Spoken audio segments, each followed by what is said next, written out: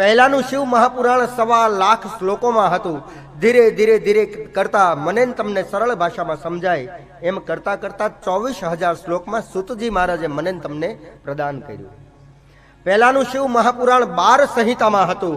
કલિકાલની અંદર જે શિવ પુરાણ છે એ 7 સંહિતામાં પરોવાયું છે. 7 સંહિતાની અંદર શિવ મહાપુરાણની કથા 7 દિન સુધી જે વ્યક્તિ સાંભળે છે, મન વચન કર્મથી શિવલોક પ્રદાન થાય છે, શિવલોકની પ્રાપ્તિ થાય છે. સમય જતા સૂતજી મહારાજે શિવ કથાને 9 દિવસમાં પરોવ્યા હતા. કારણ કે સૂતજીના મનમાં એવું કે 9 એ પૂર્ણ અંક છે, મહાદેવની કથા એ પૂર્ણ અંકના દિવસોમાં થવી જોઈએ. એટલે શિવ મહાપુરાણ ઘણી જગ્યાએ 7 દિવસમાં પણ થાય, ઘણી જગ્યાએ 9 દિવસમાં પણ થાય. 9 એ પૂર્ણ અંક છે અને 7 એ સાપ્તાહિક છે. સાપ્તાહિકનો એક અર્થ બતાવ્યો છે કે શિવ મહાપુરાણ 7 દિવસમાં ગમે તે દિવસથી ચાલુ કરીને ગમે તે દિવસે પૂરું થઈ શકે છે. 7 નો મહિમા બતાવ્યો છે શિવ મહાપુરાણ. આજ હું ને તમે જે લોકમાં રહીએ છીએ એ લોક 7 છે. ભૂલોકથી લઈ અને ગોલોક સુધીના 7 લોકની યાત્રા એ શિવ મહાપુરાણમાં બતાવી છે. આપણી નીચે જમીનની નીચે 7 તલ છે, જે તલાતલ, રસાતલ, પાતલ. આપણે આદિ સમય આવે આપણે એનો પણ વિસ્તાર કરશું. તો 7 તલ છે. સાપ્તાહિક અઠવાડિયાના દિવસો 7, એટલા માટે 7 દિવસનું શિવ મહાપુરાણ હોય. 7 સંધ્યા શિવ મહાપુરાણમાં સંધ્યાના રંગ, સંધ્યાના ઉષ્માના રંગ 7 છે. એટલે પણ 7 નો મહિમા બતાવ્યો છે. સરસ્વતીની આરાધના કહી જે સરસ્વતીના સુર સાથે હું તમે શિવ કથાનું રસપાન કરીએ એ સંગીતના સુર પણ 7 છે. એટલે મહાદેવજીની મહિમા 7 સુરમાં પણ ગવાય છે. મેઇન 6 રાગ છે. 6 રાગની રાગીણી એટલે પત્ની થઈ, એ રીતે પણ 7 સુર થાય છે. તો આદિ શિવ મહાપુરાણનો મહિમા મને તમને બતાવ્યો છે. તો આવા શિવ મહાપુરાણનો મંગલ પ્રવેશ કરીએ. અને મંગલ પ્રવેશ ગમે તે કાર્ય હોય એ કાર્યની અંદર ગણપતિ મહારાજની વંદનાથી વગર કોઈ કાર્ય પૂર્ણ થાય જ નહીં.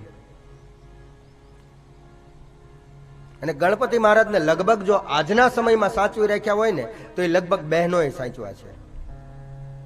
બાકી જો પુરુષોના હાથમાં હોય ને તો લગભગ ગણપતિ ક્યાંય આવે જ નહીં. ના કરે, કરવા વાળા કરે, પણ લગભગ નો આવે. પણ બહેનો નાની નાની વસ્તુને યાદ કરે. ઘરે એક આપણા દીકરા દીકરીનો પ્રસંગ હોય તો ગણપતિનો કેવો માંડવો નાખીએ. એટલા જ માટે કીધું છે ને શિવ મહાપુરાણમાં કે ભારતની તમામ મહિલા એ ભક્તિનું પ્રતીક છે. મહિલા છે ને ભક્તિ છે. પુરુષો એ જ્ઞાનનું પ્રતીક છે. જ્ઞાન ભક્તિ વગર અધૂરું ને ભક્તિ જ્ઞાન વગર અધૂરી છે. પણ જ્ઞાન અને ભક્તિનું મિલન એટલે કે એના લગ્ન, અને લગ્ન પછી જે એનું ફળ, એનું સંતાન છે ને એ વૈરાગ્યનું પ્રતીક છે. પણ પત્ની જો ભક્તિ ભાવથી રહેતી હોય, પુરુષ જો જ્ઞાન ભાવથી રહેતો હોય અને પછી એનું મિલન થાય ને પછી જો એનું સંતાન થાય ને તો જ વૈરાગ્યમાં આવે. બાકી એક આમ ભાગતું હોય ને એક આમ ભાગતું હોય, પછી છોકરો ચારે બાજુ ભાગતો હોય. કારણ કે આમાં ક્યાંક જ્ઞાન અને ભક્તિ ની અછત જોવા મળે.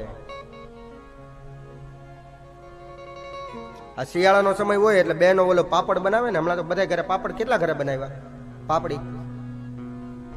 આંગળી ઊંચી કરો તો મને ખબર પડે ને કે અહીંયા આપણે બધા પાપડ વાળા છીએ એમ. બસ આમાં ઘણા લોકો હજી બીતા કે આમાં કેમ આંગળી ઊંચી કરવી પાપડ. અને કા પછી ઘણા તૈયાર લઈ આવ્યા છે. જમાનો ઈ ને. પણ બહેનો જયારે પાપડ બનાવે ને, આ સૌરાષ્ટ્રની ભાષા કહું છું, પાપડમાં પેલું ખીચાનો લોટ બાંધે, અને લોટ બાંધે પછી લોટના નાના એવા ગણપતિ ઓલા ખાટલાના પાયે મૂકે અને પછી પાપડને સૂકવે.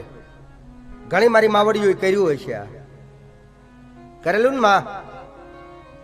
કર્યું હોય તો હા પાડો ને.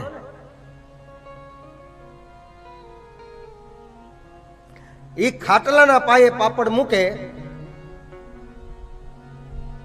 અને પછી પાપડ સુકાઈ જાય એટલે આપણે બધા પાપડ સુકાઈ ગયેલા લઈ લઈ, પણ ઓલા ગણપતિને કોઈ યાદ ન કરે. એ ગણપતિ ત્યાં ને ત્યાં પડ્યા હોય. એ 2 દિવસ થાય ને એટલે કાગડો આવીને ગણપતિ લઈ જાય. હા, કારણ કે આ સત્ય છે ને. એ કાગડો લઈ જાય. છતાં ગણપતિ તો ગણપતિ છે.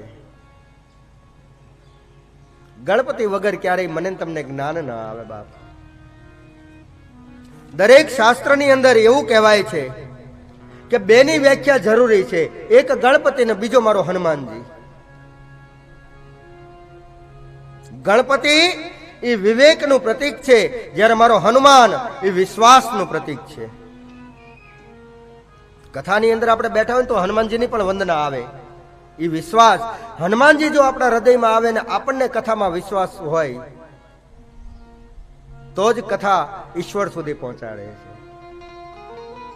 ગણપતિ જ્ઞાનનું પ્રતીક, ગણપતિ વિવેકનું પ્રતીક, ગણપતિ વાણીનું પ્રતીક છે.